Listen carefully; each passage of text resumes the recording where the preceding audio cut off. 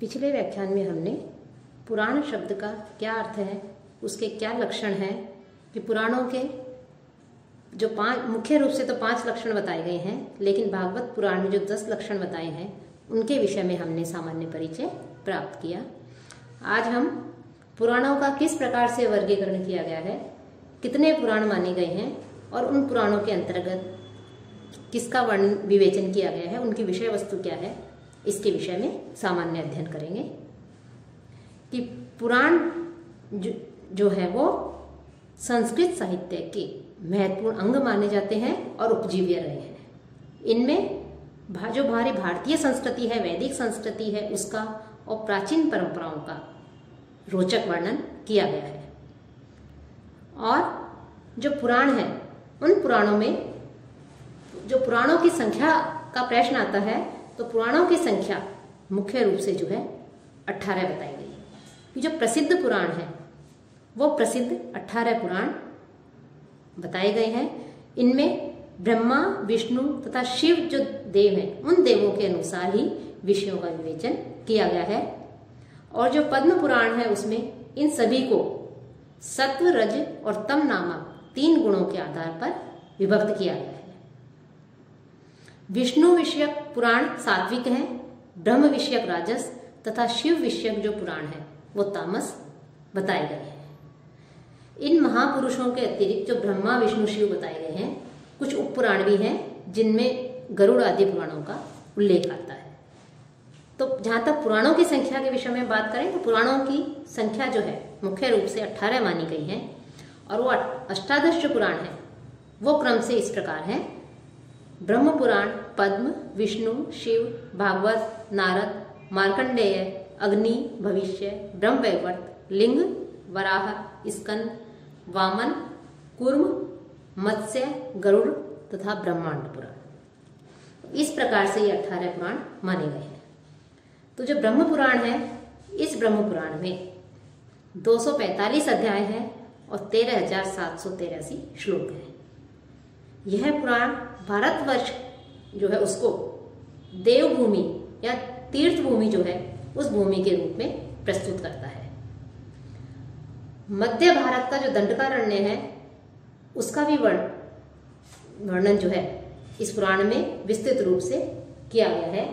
इस पुराण में गोदावरी नदी का विस्तार से वर्णन है। साथ ही इनमें इस पुराण में उड़ीसा का भी विषय वर्णन किया गया है कि ब्रह्म पुराण की रचना में उड़ीसा या जो उत्कल भूमि है उसका आकर्षण जो है वो शीर्ष जो मुख्य जो स्थान है वो रखता है। तो इस जहां तक विषय वस्तु की बात है तो ये जो ब्रह्म पुराण है, इस पुराण में तीर्थों का महात्म्य जो है वो विस्तार से वर्णित किया हुआ है। इसमें जगन्नाथ श्री कृष्ण के बड़े भाई जो बलराम है या संकर्षण भी उन्हें कहते हैं, उनकी बहन सुभद्रा की भी चर्चा मिलती है। इस पुराण में अनेक पुराणों के श्लोक जो हैं उनको भी सम्मिलित किया गया है। इसलिए कुछ विद्वान इस पुराण का जो अधिकांश भाग है उसको प्रक्षिप्त भी मानते हैं कि बाद में कुछ अंश इसमें बाद में जोड़ा गया है। और इस पुराण का रचनाकाल 13वीं शताब्दी तक माना जाता है। दूसरा जो पद्म पुराण है, इस पुराण में 6 अध्याय हैं और आदि भूमि, ब्रह्म, पाताल, सृष्टि और उत्तरखंड। इसमें श्लोकों की अधिकतम संख्या 25,000 मानी जाती है। पद्म पुराण में 12वीं शताब्दी के प्रथम चरण में होने वाले कुलोत्तुंग नामक जो राजा है उसकी कथा का भी उल्लेख मिलता है। विष्णु पुराण जो है, इस पुराण के जो वक्ता हैं वो वक्ता महर्षि पराशर हैं। इसमें लगभग 6,000 श्लोक हमें प्राप्त होते हैं। विष्णु पुराण में विष्णु के साथ साथ जो श्री कृष्ण है उन श्री कृष्ण का भी विस्तार से वर्णन किया गया है। गोवर्धन पर्वत को जो श्री कृष्ण ने अपनी उंगली के ऊपर उठा लिया था, तो उस पर्वत को उठाए जाने का भी वर्णन हमें अतिशयोक्तिपूर्ण वर्णन इसमें हमें भी देखने को मिलता है। साथ ही जब श्री कृष्ण ने द्वारका की जो स्त्रियां थी, महिलाएं थी, उनको अर्जुन के संरक्षण में इंद्रप्रस्थ भेजना चाहा तो मध्य देशीय भीलों ने अर्जुन को पराजित कर दिया। तो उस समय अर्जुन की मन स्थिति क्या थी? उसकी उस मनोदशा का, मन स्थिति का मनोवैज्ञानिक चित्रण जो है इसमें हमें देखने को मिलता है।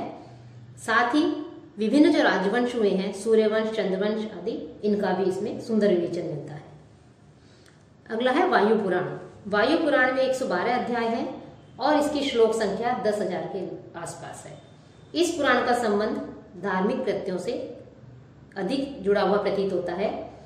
यह पुराण ऐतिहासिक और धर्मशास्त्र दोनों से ही संभव है, दोनों से ही संपन्न माना जाता है। इस पुराण में भी अवतारवाद की भावना का रूप हमें दिखाई देता है। भागवत पुराण के अंतर्गत श्रीमद् भागवत नामक एक महापुराण की चर्चा सब जगह होती है। यह महापुराण भागवत पुराण ही, जिसे हम श्रीमद् भागवत कहते हैं, वो महापुराण जो है वो भागवत पुराण ही है। इस पुराण में 12 स्कंद हैं और 18,000 श्लोक हमें प्राप्त होते हैं। इसमें देवकी के पुत्र स्कंदगुप्त की भी चर्चा हुई है। अतः इसका जो अंतिम स्कंद है वो 5वीं शताब्दी में रचित माना जाता है कि जब श्री कृष्ण गोकुल से मथुरा के लिए प्रवासित हो गए तो उन्होंने कंस का संहार करके, कंस के जो पिता थे उग्रसेन, उनको मथुरा का जो राज्य था उस राज्य के राज सिंहासन पर उनको जो है विराजित कराया, उनको आसीन कराया। और कंस के ससुर मगध नरेश जो जरासंध है, वो उस समय एक विशाल सेना लेकर के श्री कृष्ण जो है उनका वध करने का निश्चय करते हैं। और श्री कृष्ण और बलराम ने जरासंध को पहले कई बार वो पराजित कर चुके हैं। तो इसके पश्चात गोकुल में रहने वाले जो हैं, श्री कृष्ण उनको पराजित कर देते हैं। और इसके साथ ही इस भागवत पुराण में गोकुल में रहने वाले जो नंद, यशोदा, गोप, गोपी जो हैं, जो कृष्ण के वियोग में अत्यधिक दुखी हैं क्योंकि कृष्ण उनको छोड़ करके मथुरा चले गए थे, तो उनको समझाने के लिए उद्धव जी को भेजते हैं। उद्धव जी ज्ञान मार्गी हैं, तो उन्होंने गोपियों को समझाने की बहुत कोशिश की, लेकिन गोपियां श्री कृष्ण ने जो संदेश भेजा था उसको जो है समझने में असमर्थ नहीं, उसको जो है वो अत्यधिक महत्व नहीं दिया उन्होंने।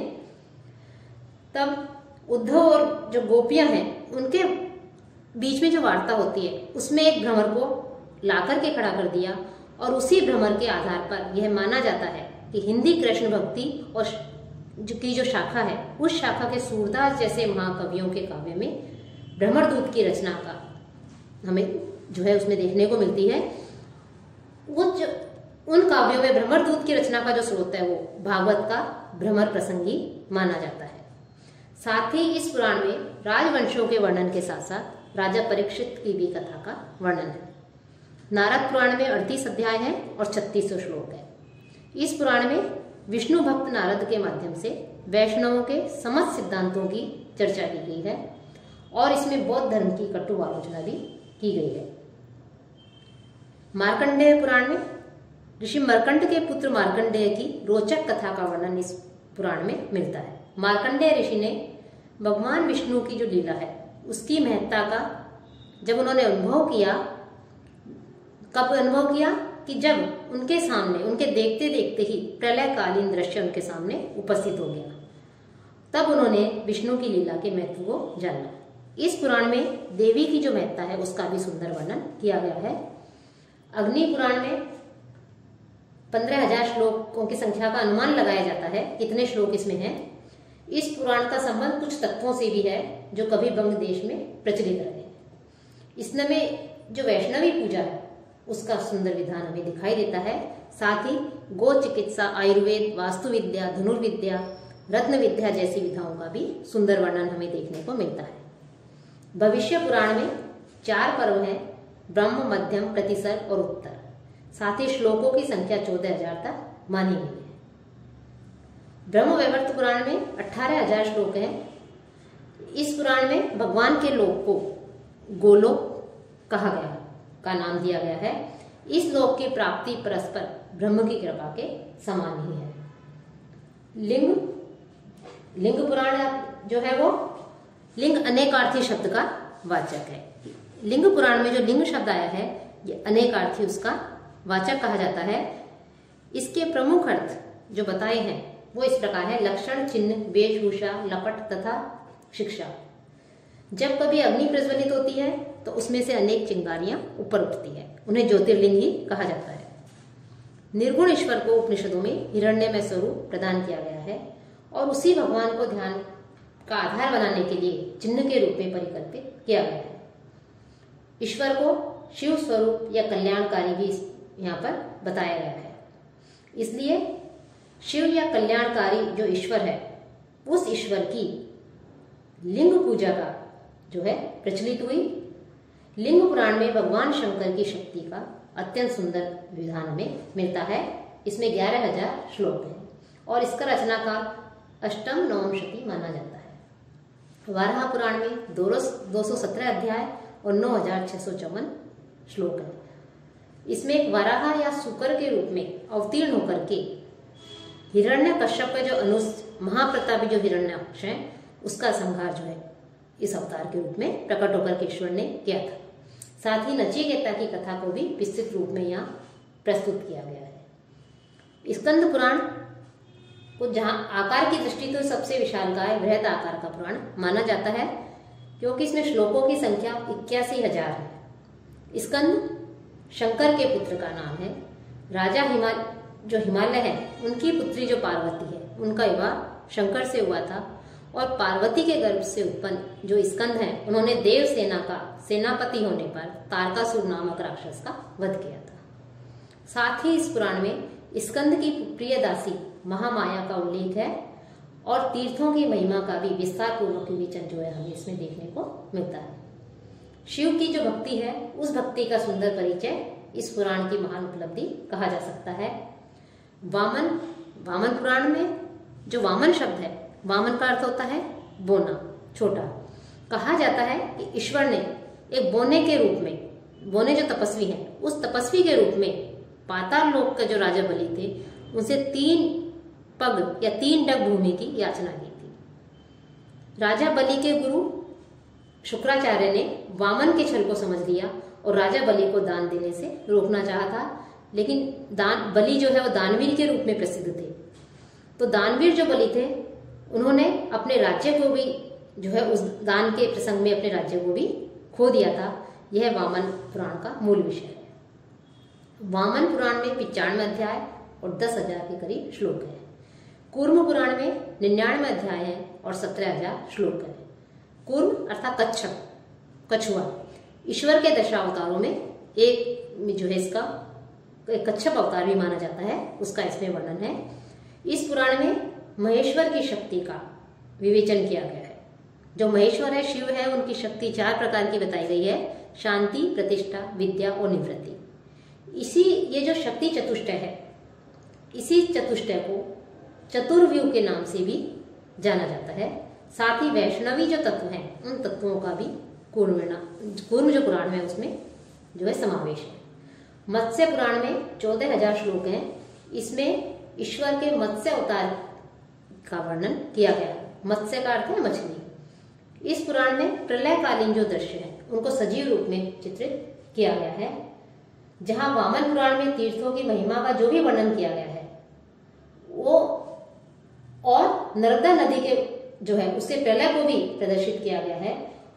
तो इस पुराण में जो नर्मदा नदी है, उस नर्मदा नदी का भी वर्णन है। उसका पार्श्ववर्ती प्रदेश जो है, नर्मदा नदी का जो पार्श्ववर्ती जो प्रदेश है, वो इस पुराण का रचना क्षेत्र माना जाता है।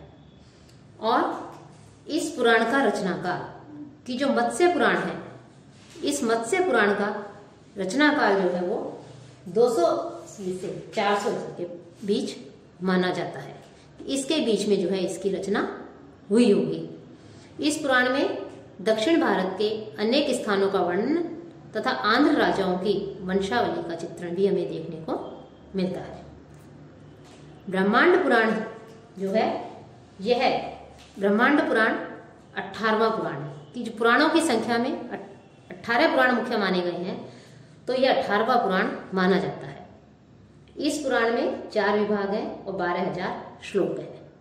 इसमें तीर्थों के महात्म्य और जो उपाख्यान है, उनको साथ प्रमुख रूप से अद्वैत बुद्धि एवं श्री राम की भक्ति की महत्ता को प्रस्तुत किया गया है। साथ ही ब्रह्मांड पुराण में जमदग्नि के जो पुत्र जो परशुराम हैं, उन परशुराम का जो प्रचंड जो तेज है, जो प्रताप है, उसका भी वर्णन है।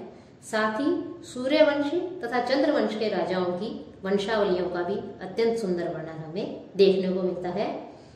और राजा सगर के वंशज जो भगीरथ हुए हैं, जो कि गंगा को इस पृथ्वी पर लाए थे, उनकी कथा का भी इसमें समावेश किया गया है।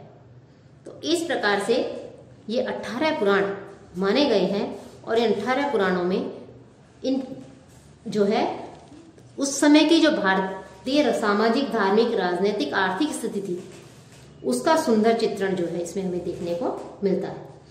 वस्तुतः पुराण भारतीय जो हमारा जीवन है, जो हमारी भारतीय संस्कृति है, उस संस्कृति का प्राण है। और पुराणों के अंदर ही हमारी प्राचीन सांस्कृतिक जो परंपराएं हैं, वो परंपराएं सुरक्षित हैं। धार्मिक दृष्टि से जो पुराण है, उन पुराणों में वेद विहित जो धर्म है, वो धर्म को उसमें वर्णन होने के कारण, पुराण वेद विहित हिंदू धर्म से संबंधित होने के कारण हिंदू धर्म में तो पुराणों का अत्यधिक महत्व हमें देखने को मिलता है।